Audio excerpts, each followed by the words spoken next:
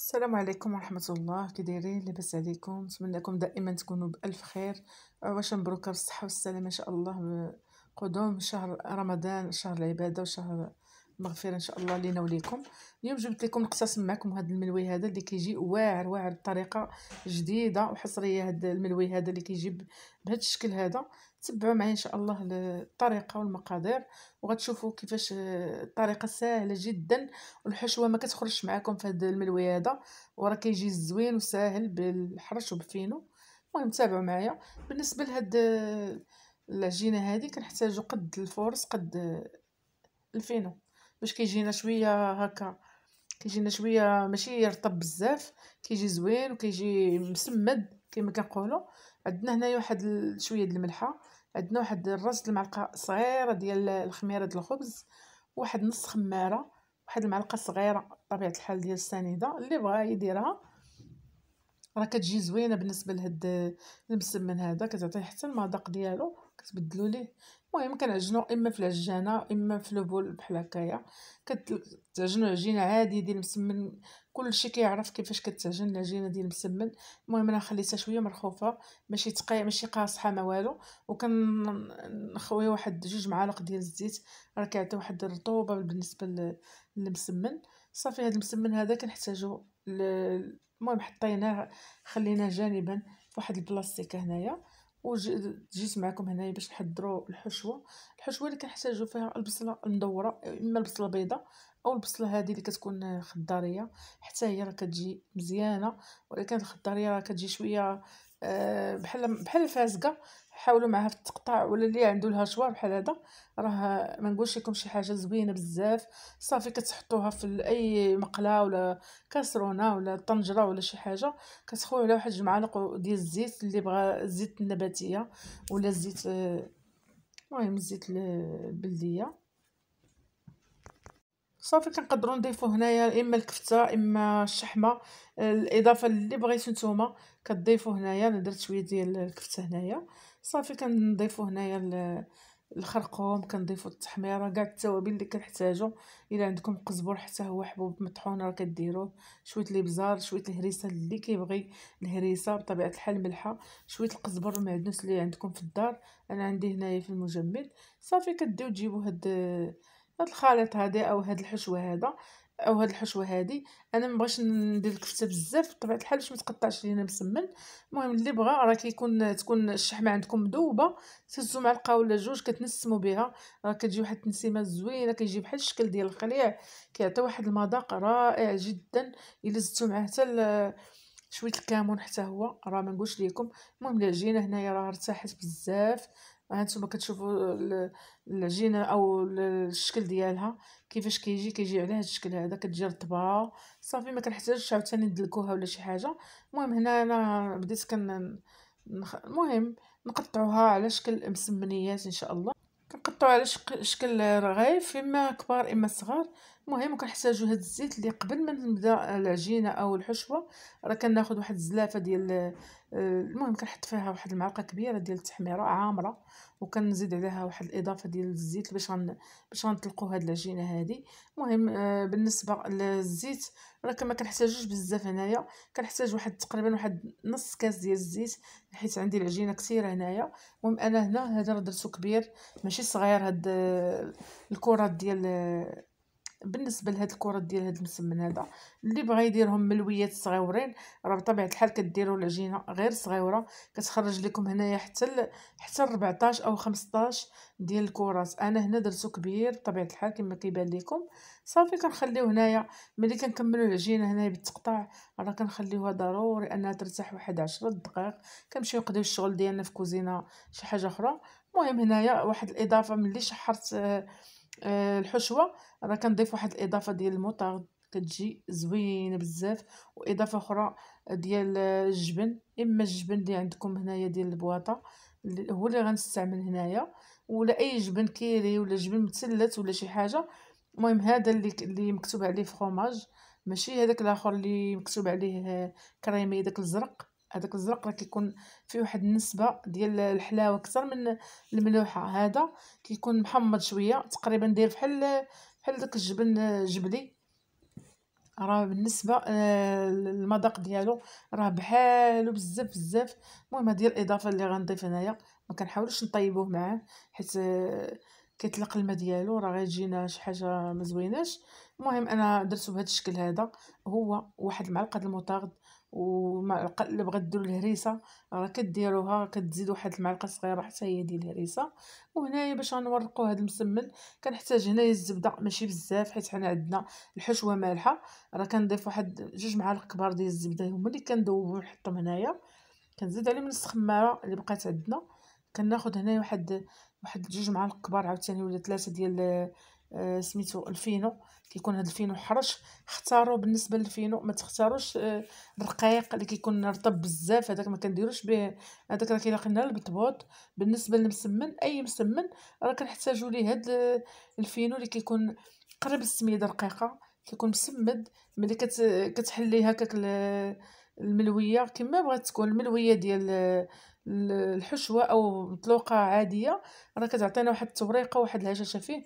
المهم ها نتوما تبعوا معايا الطريقه اللي قلت لكم هنايا هي هذه ديال الملويه. هذه هي الطريقه الجديده ديال الملوي باش ما كيخرجش معكم. انا هنايا غندير لكم 2 طرق وهانتوما غتشوفوا ان شاء الله. الطريقه الاولى اللي غنخدم معكم بها هي هذه. كنقطعوا المسمنيه على 4 والطرف الخامس كنخليوه بوحدو خاوي. كنطلقوا فيه الزبده والزيت بطبيعه الحال. ولكن هانتوما شوفوا معايا كيفاش كندير هاد اللويات هادو. راه كتجي زوينه ما كتخرجش الحشوه ابدا ابدا. واخا تلقوها كما بغيتو ما كتخرجش كما بغيتو الحشوه. كتقدروا ديروا مثلا خيزو محكوك، القرعه محكوكه، تقدروا ديروا اي حاجه. اي حاجه ديال الخضروات تقدروا تضيفوها هنايا. راه بطبيعه الحال راه كتجي شي حاجه واعره واعره بزاف. المهم غنكمل معكم ان شاء الله هاد الملوي كامل. ها هي الثانيه الطريقه. المهم هذه هي المسمنيه الثانيه اللي غنوريكم عاوتاني نفس الشكل اللي خدمته به دابا. هذا راه كنطلقوا المسمنيه هنا، وانا راه كنطلق بالزربه بالزربه. تقبت معايا هذه ماشي مشكل عادي، حيت هذاك الطرف اللي هنايا راه هو اللي غنجمعوا به هاد المسمنيه ماشي مشكل. واخا تقب معنا هاد المسمنيه من هنا حيت ما غندير فيها لا حشوه لا والو. المهم الحشوه لهنا. الحشوه راه كنقسم هذيك الحشوه على تقريبا واحد عندي هنا 7 الكرات. نديرهم نقسمهم على 7 المعالق كبار اللي كتجينا في كل وحده معلقه كبيره. صافي وكنخليهم بهذه الطريقه هذه وتبعوا معايا ان شاء الله. صافي بنفس الطريقه كنعاودوا معكم هاد الثانيه. راه كنقطعوها اما على حسب الكبر ديال الملويه. انا راه خدمت على واحد 2 3 4 والطرف الخامس هو اللي خدمت معكم به هاد. المهم كديروها اما كبيره كما قلت لكم اما صغيره. راه كديروا كره غير صغيره ونفس التقطيعه كتبقى 4 حتى ل5 تقطيعات. كتلويو على هاد الشكل هذا راه ساهله ساهله. وثقوا بيا ان ما كتخرجش الحشوه. وعلاش استعملنا هنا هاد الزبده هنايا. الزبده كتعطينا ملي كتطلق المسمنيه كتعطينا انها بحال كتجمد لينا الملويه. ما كتخليهاش انها تبقى تخرج الحشوه ولا حتى هي كتساعد بالنسبه هكا الملوي انه يجي على الشكل هذا. المهم الطريقه هي هذه. غنوريكم ان شاء الله الطريقه الثانيه. اللي بغى يدير هذه راه كيديرها، واللي بغى يدير الطريقه الثانيه راه كيديرها. نتوما ما كيخرجش اي حشوه ما كتخرجش. هانتوما تبقاو تقرصوا فيها والو ما كتخرجش. تابعوا معايا حتى لهاد النهايه ديالو وغتشوفوا الطريقه باش كنخدم الملوي. صافي هنا الطريقه الثانيه اللي قلت لكم انا هنايا. هذه هي الطريقه الثانيه كتجي ولا اروع حتى هي ما كتخرجش الحشوه. انا كنوريكم الا بغيتي ديروا الملاوي مثلا انا تقطعت ليا الورقه حيت كنزرب هنايا عندي شي شغل كنزرب باش نكمل هذا الملوي هذا. المهم وملي ما كنت كنصور والله العظيم الا المسمن ما كيتقطعش معايا والو ما كيتقطعش. شوفوا ملي كنبدا نصور كيتقطع معايا المسمن. المهم كنوريكم جميع المراحل باش اي واحد كيفاش كيخدم على الطريقه ديالو او على طبيعته. المهم هذه الطريقه الثانيه. كتبقاو كتلويو الملويه بحال هذا الشكل ونفس هذيك الطريقه هذيك الفصل الاخر هذاك الطرف الاخر ما كنديروا فيه حتى حاجه حتى هو. صافي وكنبقاو نطلقوا فيه على هذا الشكل هذا. اما تخليوها ترتاح بوحدها بحال الباندا تحطوها تما كاين. ومهم ملي كتطلقوها بهذا الشكل هذا. الا بغات تعمروها عاوتاني بالخليع راه كتجي شي حاجه يا سلام. معروف ان الخليع كيتواتى مع الجبن وكيتواتى مع بزاف د الحوايج، مع الزيتون كحال كيتواتى، كيجي زوين بزاف في الملاوي. المهم ها ما كملتهم كاملين وكنبدا معكم الاولى كنقرصها. هانتوما غنوريكم هاد الطريقه ديال التقراص كيفاش كتجي ساهله وكتطلق معنا العجينه، ما كتخرج لا حشوه لا حتى حاجه، كتجي زوينه بزاف. المهم هذه الطريقه ديال هاد الملاوي هذا. تابعوا معايا ان شاء الله حتى الاخر وغتشوفوا النتيجه كيفاش غتكون.